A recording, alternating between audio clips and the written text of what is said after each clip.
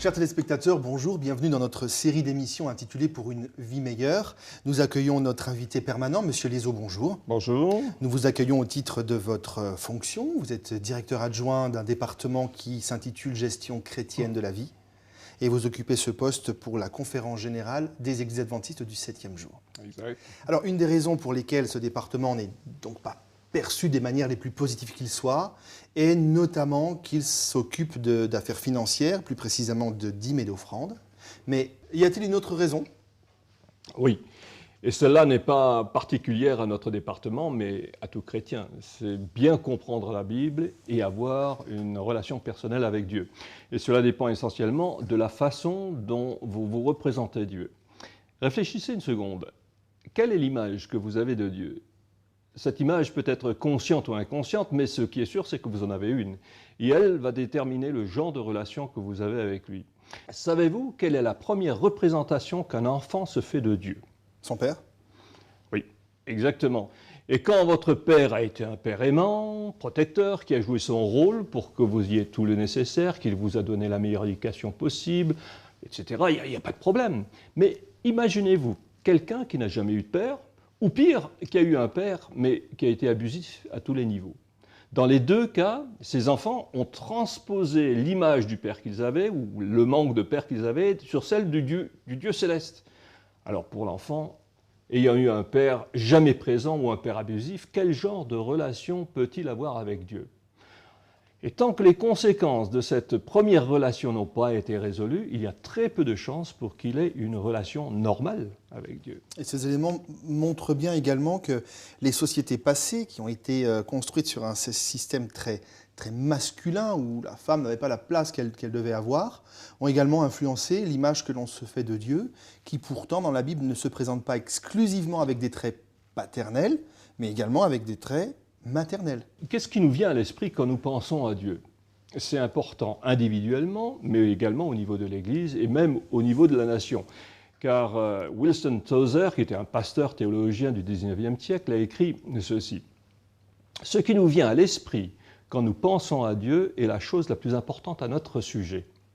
L'histoire de l'humanité nous montre qu'il n'y a pas de peuple qui ait pu s'élever au-dessus de sa religion et l'histoire spirituelle de l'homme va démontrer positivement qu'aucune religion n'a jamais dépassé l'idée qu'elle se faisait de Dieu. Par une loi secrète de l'âme, nous tendons à nous rapprocher de l'idée mentale que nous avons de Dieu. Et à moins de connaître Dieu intimement tel qu'il est, il nous sera impossible de devenir la personne qui veut que nous soyons. » Oui, mais connaître Dieu, si c'est une démarche intellectuelle, ça ne semble pas évident. Eh oui, c'est pour cela que de temps en temps, il faudrait que nous nous fassions examiner nos yeux spirituels, afin qu'ils puissent avoir une meilleure image, une perspective plus claire de ce que Dieu est vraiment. Une fois que ce travail est fait, il faut réexaminer notre foi avec quelques questions fondamentales. Est-ce que nous avons réduit notre vie chrétienne à une formule qui pourrait être la suivante? Si je lis la Bible tous les matins, si j'étudie mon école du sabbat quotidiennement, si je fais ma prière en me levant, si je rends ma dîme fidèlement, si je donne quelque chose dans les offrandes, si je vais à l'église tous les sabbats matins à l'heure, et si en plus je participe à un voyage missionnaire, alors j'aurai fait tout ce que je dois faire en tant que chrétien. Nous aurons rempli notre contrat avec Dieu, et Dieu, de sa part, il est obligé de remplir le sien. C'est-à-dire que le résultat devrait être obligatoirement, à nos yeux, une vie formidable, un conjoint sensationnel, une entente parfaite dans notre foyer, nous n'aurons jamais aucun problème avec nos enfants, nous n'aurons jamais découragement, dépressif, stressé, tout ça, ça n'existera pas et il nous protégera de toutes les mauvaises choses qui puissent nous arriver. Il est relégué au rang de pourvoyeur. Alors, on pourrait rétorquer que dans nos sociétés de consommation, dans nos sociétés où on parle d'émergence du sujet, quelque part c'est un petit peu, c'est humain tout cela. Ça sous-entend qu'il faudrait un changement profond. Oui, ouais, et il y en a qui l'ont reconnu, parce qu'il y a même un ancien ministre des États-Unis qui disait ceci en parlant du christianisme en général. Il disait qu'à l'origine, le christianisme était une affaire de relations, vraiment. Et quand il est arrivé en Grèce, il est devenu une religion. Quand il est arrivé à Rome, il est devenu une organisation. Quand il est arrivé en Europe, il est devenu un fait culturel. Et quand il est arrivé aux États-Unis, il est devenu une affaire commerciale. Et il est grand temps de revenir à ce qu'il était au Moyen-Orient, c'est-à-dire une affaire relationnelle avec Dieu. Un christianisme tridimensionnel, comme Jésus l'a vécu d'ailleurs, de relation à l'autre, de relation à Dieu, de relation à soi. Aujourd'hui, finalement, le piège serait peut-être de tomber dans une fausse spiritualité où finalement il ne s'agit pas tellement de relation, mais beaucoup plus d'une relation intéressée. Oui, nous avons rempli la liste de toutes nos attentes dans la vie, mais en fait, ce que nous venons d'accomplir, c'est que nous rendons un culte à notre propre bonheur. Dans le même temps, nous avons réduit le Dieu créateur de l'univers à un serviteur, qui est là simplement pour satisfaire nos besoins, à accomplir notre agenda personnel. Mais la grande nouvelle pour certains, c'est de leur apprendre que ceci n'est pas le Dieu de la Bible. Dieu n'a jamais promis une vie sans problème. Au contraire, dès que nous décidons de le suivre, il semble que les problèmes commencent. Jésus lui-même disait « Vous aurez des tribulations dans le monde, mais prenez courage, car j'ai vaincu le monde. » Et plus tard, heureusement, il nous donnera cette promesse « Je suis avec vous tous les jours jusqu'à la fin du monde » dans Matthieu 28. Dieu ne nous promet pas que nous n'aurons jamais de problèmes, mais il nous promet mieux, la force de les surmonter. Et l'histoire de l'humanité tourne pas autour de l'homme, autour de nous, mais autour de Dieu et de son Fils Jésus. Quels que soient nos problèmes, Dieu est Dieu, et il le restera. Le centre de l'Évangile, le seul moyen du salut, c'est Jésus-Christ. Pas nous. Nous ne sommes pas au centre de cette histoire. Et en parlant d'histoire, nos téléspectateurs aimeront entendre probablement celle de Moody, qui, lui, était un prédicateur très célèbre. C'était le Billy Graham de son temps, le Mark Finlay de son époque. Et il était invité de par le monde pour prêcher, pour faire des séries d'évangélisation. Il était très connu et il était très puissant, un prédicateur très puissant. Et un jour, il se trouve en Angleterre et à son habitude, il prêche et tout le monde est vraiment touché par son message. Et comme nous avons l'habitude de le faire également, il va à la sortie pour saluer tous les paroissiens. Il y a un jeune homme qui lui tend la main et qui le remercie chaleureusement de son message parce que vraiment, il dit « Pasteur Moody, vous avez prêché vraiment d'une façon qui a touché mon cœur, etc. Mais j'ai une question à vous poser. » Une question à me poser, oui. Il se demandait qu'est-ce que ce jeune homme pouvait lui poser question. Il avait peut-être 16 ou 17 ans. Et il dit « Oui, Pasteur Moody, nous vous avons invité dans mon église et vraiment, nous sommes reconnaissants pour cela.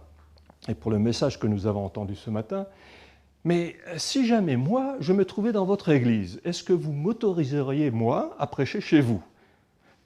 Alors, le pasteur Moody est un peu surpris, il dit « Mais qui c'est ce jeune homme? Je ne sais même pas d'où il vient, quelle étude il a fait, etc. Est-ce qu'il pense qu'il peut avoir un message qui puisse intéresser mon église ?» Mais comme à cette époque-là, ça se passe au siècle dernier, les voyages sont très longs, très coûteux. Il dit oui, bon, si ça arrive, éventuellement, on verra ce qu'on pourra faire. Et il oublie complètement cette promesse qu'il a faite et il poursuit son voyage, ses rencontres, ses campagnes, ses prêches qu'il fait par le monde. Et un jour, il se retrouve dans son église à lui. C'est un peu un miracle parce qu'il voyage tellement que ça n'arrive pas souvent. Et c'est lui qui, bien sûr, qui prêche dans son église. Et à la fin du sermon, il se tient à la porte pour saluer tout le monde comme il a l'habitude de le faire.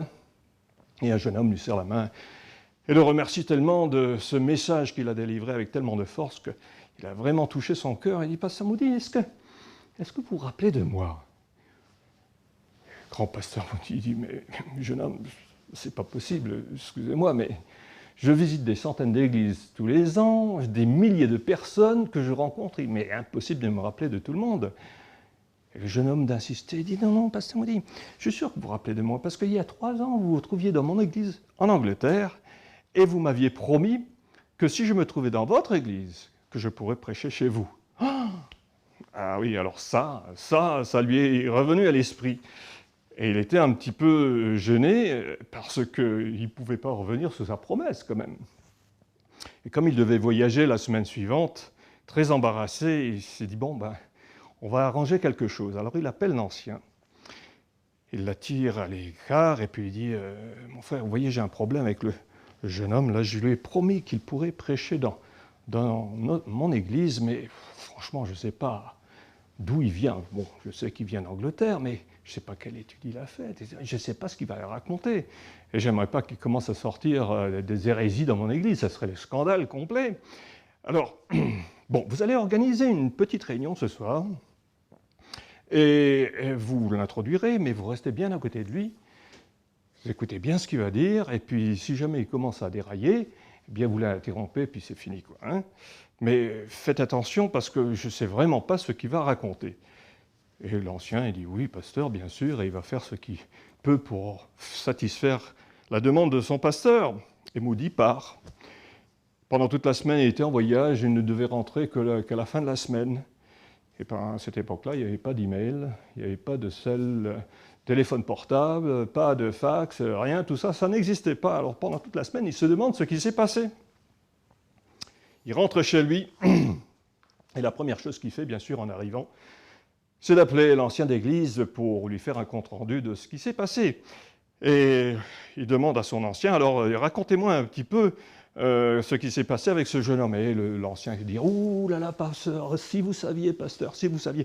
Et il dit, oui, mais bon, c'est pour ça que je vous ai appelé, je veux savoir, alors racontez-moi. Si vous saviez, pasteur, qu'est-ce qui s'est passé? Mais racontez-moi, mon frère, c'est pour ça que je vous ai appelé. Finalement, l'ancien dit, mais vous savez, il est venu à l'église, il est arrivé à l'église avec sa Bible, et puis, au pupitre, il s'est dit, mes frères et sœurs, j'ai prié toute la journée pour demander à Dieu qu'il me guide dans le message qu'il allait choisir pour vous ce soir, et je suis tombé sur des textes incroyables dans cette parole de Dieu, sur lesquels on pourrait faire des sermons très important pour notre vie chrétienne, mais constamment, mes yeux sont tombés sur un texte que j'ai choisi pour vous ce soir avec l'aide de Dieu, et c'est le texte de Jean 3,16. Et il a commencé à prêcher sur l'amour de Dieu révélé dans l'infiniment grand. Vous savez, pasteur, qu'il y a des choses là-haut qui tournent autour de la terre, des planètes, des étoiles, des tas de choses qu'on ne voit même pas. Et tout ça, Dieu les a créés pour nous, pour l'amour de l'homme. Mais il a tellement bien prêché que l'Église lui a demandé de revenir le lendemain.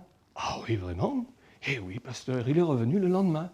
Et qu'est-ce qu'il a dit le lendemain?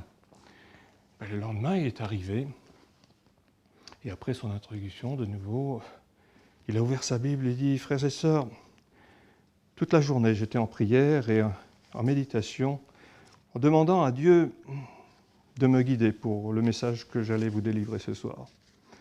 Et je suis tombé encore sur des textes bibliques qui peuvent transformer la vie. Mais constamment, mes yeux étaient arrêtés par ce texte de Jean 3,16. Et il a recommencé à prêcher sur l'amour de Dieu. Mais cette fois sur l'infiniment petit. Vous savez, pasteur, qu'il y a des petites choses là qui bougent, qui existent, qui vivent, qu'on ne voit même pas avec les yeux de nouveau, mais que Dieu a créé pour nous, pour l'amour de l'homme. Mais il a prêché d'une telle façon qu'on lui a demandé de revenir le lendemain. C'est pas vrai. Mais si, pasteur, et le lendemain, il est revenu. Et de quoi il a prêché le lendemain? Il a ouvert sa Bible. Est-ce que j'ai besoin de répéter ce qu'il a fait? Il a dit, j'ai demandé à Dieu qu'il me guide dans le message que j'allais délivrer ce soir. Et il a reparlé, il a reprêché sur le texte de Jean 3,16, sur l'amour de Dieu. Et d'une autre façon, l'amour de Dieu s'est révélé dans la création de la nature, dans le dessin des fleurs. Vous savez qu'il y a des milliers de fleurs différentes, de roses différentes. Il y a une diversité incroyable. Et tout cela, Dieu a exprimé sa créativité pour l'amour de l'homme. Il a tellement bien prêché, pasteur, que nous l'avons invité pour le lendemain. Non, c'est pas vrai. Et si, mais le lendemain aussi, toute la semaine, il est venu. Et vous savez sur quoi il a prêché? Jean 3,16. Un seul verset de la Bible. Et il a parlé de l'amour de Dieu d'une façon que nous n'avons jamais entendue avant. Et là, le grand pasteur Moody, tout d'un coup, il a compris quelque chose. il a compris que lui, peut-être, il présentait le Dieu de l'Ancien Testament. Vous savez, ce Dieu puissant, vengeur, jaloux, qui fait exterminer, dans certaines circonstances, hommes, femmes, enfants et les animaux des villes que les Israélites vont conquérir. C'est un petit peu difficile de voir l'amour de Dieu dans ce genre d'action. Et que le jeune homme, qui s'appelait Spurgeon, qui allait devenir lui-même un grand prédicateur, eh bien, il prêchait le Dieu du Nouveau Testament, le Dieu d'amour, le Dieu patient, qui est toujours à l'écoute des besoins que nous avons, qui est toujours prêt à nous écouter, 24 heures sur 7, comme on dit aux États-Unis. Chaque jour de la semaine, à n'importe quelle heure du jour et de la nuit, il est là, il est à l'écoute. Et nous pouvons aller vers lui comme vers un Dieu aimant, qui est plein de bonté, qui est toujours prêt à satisfaire nos besoins si cela rentre dans ses plans. Et c'est là que nous avons peut-être une difficulté à comprendre que le Dieu de l'Ancien Testament et le Dieu du Nouveau Testament, c'est le même Dieu. Ce sont des autres facettes de Dieu, mais qui se retrouvent toutes dans la parole de Dieu. Alors, quelle est la partie de la Bible que nous lisons le plus? Quelle est l'image de Dieu que nous avons? Celle d'un Dieu jaloux, d'un juge qui attend avec impatience la fin des temps pour nous donner notre juste rétribution, ou alors celui d'un Père aimant, qui essaye de nous protéger malgré nous des fois, des échecs, des problèmes que nous avons dans notre vie. Mais, Monsieur Lizo, précisément, j'entends cette réalité de ce Dieu d'amour. J'ai l'impression qu'il y a une rupture entre ce que l'on arrive à comprendre, à lire, à découvrir, et entre ce que l'on ressent dans la vie, dans les situations de vie. Et cela peut être même renforcé par cet inconscient collectif qui s'est forgé, en tout cas tout au long du Moyen-Âge, ouais, qui ne donnait pas vraiment l'idée de ce Dieu Père aimant. Alors j'allais dire, comment maintenant faire cette part des choses entre ce que l'on sait et puis peut-être ce que l'on ressent avec toutes ces craintes? Et ça, c'est le pas le plus difficile à faire, justement. Il faut dire que l'histoire du christianisme, à travers les âges, n'a pas aidé à avoir une image du Dieu aimant tel qu'il est représenté dans le Nouveau Testament. Mais je vous invite à voir quels sont les résultats d'une étude qui a été faite récemment dans une université chrétienne aux États-Unis. Et ce sont donc des élèves chrétiens qui répondent à cette question essentielle. Quelle image avez-vous de Dieu? Bien, allons voir cela.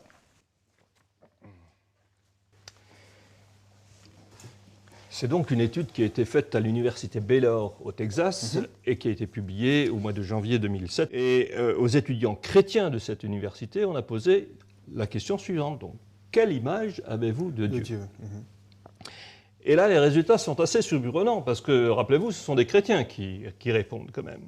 23% ont une image d'un Dieu bienveillant. C'est pas trop mal, mais seulement 23%, c'est même pas le quart de la population qui a été interrogée, ça fait un peu pauvre quand même.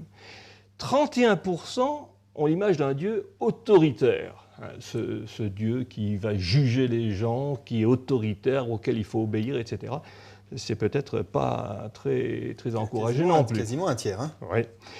Et 16% ont l'image d'un Dieu critique, qui est là pour nous surveiller dans tous les péché qu'on va commettre et qui tient son livre à jour. Ses comptes à jour, histoire de nous le resservir au moment voulu. Exactement. Et presque un quart, 24%, parlent d'un Dieu distant. Alors, il y a bien un Dieu qui est là, oui, mais vous savez, il est tellement loin. Ça me fait penser un petit peu à l'histoire de Yuri Gagarin, le premier cosmonaute, qui après avoir tourné je ne sais pas combien de fois autour de la Terre, en revenant a dit « Oui, je veux bien regarder un peu partout ». J'ai vu personne là. Alors ce Dieu, il est où finalement? Mais vous voyez, les quatre aspects de ce Dieu qui est décrit par ses élèves, c'est le Dieu qui est décrit dans la Bible, mais ce sont différentes facettes de sa personnalité. Quelle est celle qui vous plaît le plus? Quelle est l'image de votre Dieu? Un Dieu vengeur qui attend avec impatience le jugement final pour vous donner la juste rétribution de vos péchés? Personnellement, je préfère de loin celle d'un Dieu aimant vers qui je puisse aller dans n'importe quelle circonstance de ma vie, qui est toujours disponible. Il est impossible de le déranger. Il n'est jamais assez occupé pour ne pas écouter notre requête. Ça c'est mon Dieu. Il y a un pasteur afro-américain qui, il y a une trentaine d'années, a prêché un sermon sur la façon dont il décrivait son Dieu. Mais il l'a fait avec une telle conviction et il est tellement descriptif que nous sommes reconnaissants qu'il ait été enregistré. Son nom était le pasteur Lockridge. Et vous savez que les Noirs afro-américains, ils ont une façon particulière de prêcher. Donc la bande son va révéler un peu toutes ces caractéristiques qui sont assez intéressantes à écouter. Et nous allons voir cette vidéo ensemble si vous voulez bien. Très bien. The Bible says he's a king of the Jews. He's a king of Israel. He's a king of righteousness. He's a king of the ages. He's a king of heaven. He's a king of glory. He's a king of kings. And he is the Lord of lords. Now that's my king. David said the heavens declare the glory of God. And the firmament showeth his handiwork. No means of measure can define his limitless love. No far-seeing telescope can bring into visibility the coastline of his shoaly supply. No barriers can hinder him from pouring out his blessing. Well, he's enduringly strong. He's entirely sincere. He's eternally steadfast. He's immortally graceful. He's imperially powerful. And he's impartially merciful. That's my king. He's God's son. He's a sinner's savior. He's the centerpiece of civilization. He stands alone in himself. He's august. He's unique. He's unparalleled. He's unprecedented. He's supreme. He's preeminent. Well, he's the loftiest idea in literature. He's the highest personality in philosophy. He's the supreme problem in high criticism. He's the fundamental doctrine of true theology. He's the cardinal necessity of spiritual religion. And that's my king. He's the miracle of the age. He's the superlative of everything good that you choose to call him. He's the only one able to supply all of our needs simultaneously. He supplies strength for the weak. He's available for the tempted and the tried. He sympathizes and he saves. He star guards and he guides. He heals the sick. He cleanses the lepers. He forgives sinners. He discharges debtors. And he delivers the captives. He defends the feeble. He blesses the young. He serves the unfortunate. He regards the aged. He rewards the diligent. And he beautifies the meek. Do you know him? Well, my king is a key of knowledge. He's a wellspring of wisdom. He's a doorway of deliverance. He's a pathway of peace. He's a roadway of righteousness. He's a highway of holiness. He's a gateway of glory. He's a master of the mighty. He's a captain of the conquerors. He's the head of the heroes. He's the leader of the legislators. He's the overseer of the overcomers. He's the governor of governors. He's the prince of princes. He's the king of kings. And he's the Lord of lords. That's my king. Yeah! Yeah! Yeah. That's my king. My king, yeah. His office is manifold. His promise is sure. His life is matchless. His goodness is limitless. His mercy is everlasting. His love never changes. His word is enough. His grace is sufficient. His reign is righteous. His yoke is easy and his burden is light. Well, I wish I could describe him to you, but he's indescribable. He's indescribable. Yeah. He's incomprehensible. He's invincible. He's irresistible. I'm trying to tell you, the heavens of heavens cannot contain him, let alone a man explaining him. You can't get him out of your mind. You can't get him off of your hands. You can't outlive him, and you can't live without him. Well, Pharisees couldn't stand him, but they found out they couldn't stop him. Pilate couldn't find any fault in him. The witnesses couldn't get their testimonies to agree. And Herod couldn't kill him. Death couldn't handle him, and the grave couldn't hold him. That's my king. Yeah! He always has been, and he always will be. I'm talking about he had no predecessor, and he'll have no successor. There was nobody before him, and there'll be nobody after him.